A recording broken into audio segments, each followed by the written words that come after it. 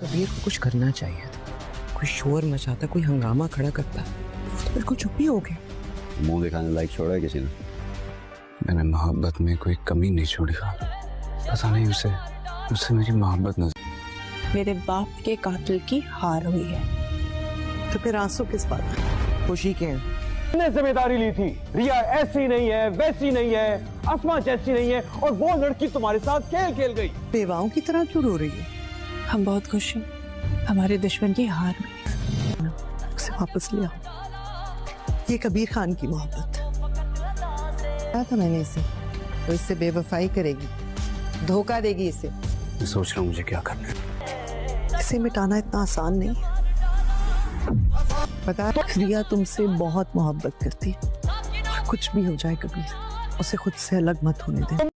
Drama serial मन मस्त मलंग की अगली एपिसोड में आप देखेंगे कि कबीर की हालत से अब कबीर की ये हालत देख के रहा नहीं जाएगा। वो अपना गुस्सा उतारने के लिए फौरी तौर पे रिया के घर जाएगी और उसकी खाला को इस तरह अंदर आता देख अस्मा बहुत ज़्यादा परेशान हो जाएगी और वो भी उसके पीछे पीछे रिया के कमरे में आ जाएगी।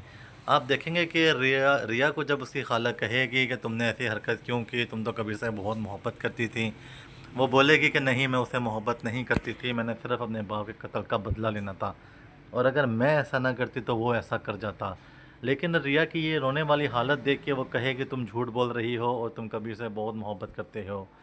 रिया कहेगी मैं हर किसी उससे मोहब्बत नहीं करती, मगर वो अपना आप छुपा नहीं पाएगी और वो वहाँ पे तारों के तार रोना शुरू कर देगी। व्यूअर्स, आप देखेंगे कि आसमा उसको कहेगी कि रिया की सिर्फ खुशी के आंसू हैं और रिया रो बिल्कुल भी नहीं रही। दूसरी तरफ आप देखेंगे कि माँ बीना और मुबीन कबीर पे बहुत ज़्यादा गुस्सा होंगे कि हमने तुझे कहा था कि ये लड़की तुझे धोखा देगी, क्योंकि इसकी बड़ी बहन ने भी तेरे बड़े भाई को धोखा दिया था और तू इससे शादी किसी सूरत ना कर, लेकिन तुमने हमारी एक ना मानी। और अब मुबीन को ऑफिस में और मुझे घर में लोगों की तरह तरह की बातें सुनने को मिलती हैं। उन्होंने पूरे शहर में हमारी बेइज्जती करवा दी है और तुम उन्हें बड़े बड़े ठेके लेके देते रहे हो। व्यूअर्स, आप देखेंगे कि कबीर उनकी ये बात सुन के बहुत ही ज़्यादा उदास और परेशान हो जाएगा। फिर वो मुबीन को कहेगा कि भाई अब आप बिल्कुल फ़िक्र ना करें, अब इस मामले को मैं ख़ुद देख लूँगा और मैं इसका बहुत अच्छा हल निकालूँगा। व्यूअर्स, आप देखेंगे कि जब कबीर की खाला रिया के घर से होकर वापस आएगी तो कबीर अपनी खाला को कहेगा कि मैंने रिया से सच्ची मोहब्बत की थी और मेरे कोई झूठा मतलब इसमें नहीं था। जिस पे वो कहेगी कि हाँ, मुझे पता है कि तुम बिल्कुल सही हो, सच्चे हो, और रिया भी तुमसे बहुत मोहब्बत करती है। अपनी खाला की ये बात सुन के वो बहुत ज़्यादा परेशान हो जाएगा कि आप ये कैसे कह सकती हो, जबकि उसने तो हमारे पूरे शहर में बेइज्जती करवा दी है। वो बताएगी कि रिया ने कुछ भी नहीं किया और ये सारा किया धरा सिर्फ अस्मा का है और अस्मा की वजह से ये सब कुछ हुआ है। व्यूअर्स, आप देखेंगे कि जब वो अस्मा का नाम लेगी खाला तो रिया तो कबीर फौरी तौर पर समझ जाएगा कि रिया इस वक्त अस्मा और सिकंदर की चाल में फंसी हुई है और रिया ख़ुद बिल्कुल बेकसूर है और रिया कबीर से बहुत ही ज़्यादा मोहब्बत करती है।